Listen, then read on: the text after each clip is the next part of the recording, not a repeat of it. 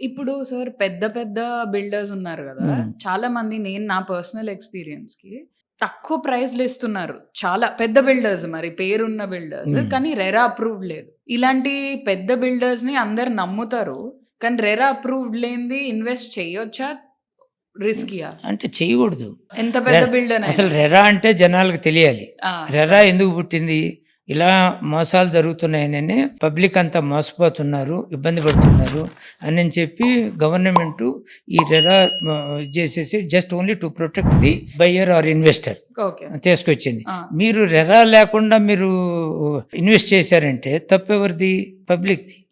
బిల్డర్కి ఏముందో తను చేసేది అది చెప్తాడు. బట్ ఓకే, అట్లీస్ట్ కొన్ని చోట్ల పర్మిషన్ వచ్చింది, స్టార్ట్ చేశారు, రెరా కొంచెం లేట్ అయింది, అలాంటప్పుడు అన్నా చూడాలి. అసలు ఏమీ లేకుండా అసలు ల్యాండ్ కూడా ఉండదు.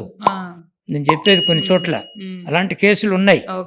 ల్యాండ్ కూడా లేకుండా అంటే పబ్లిక్ మనీతో ల్యాండ్ కొని ఆ తర్వాత పర్మిషన్స్ పోయి అవన్నీ ఇక్కడ మధ్యలో ఎక్కడ ఆగిపోయారు అనుకో, వాళ్ళు అలా చేసినా కూడా పర్వాలే. బట్ ఈలోగా ఏం చేస్తారు, ఈ డబ్బులు చేసిపోయి ఇంకొక ల్యాండ్ కొంటారు. సో అందుకని one should be very careful.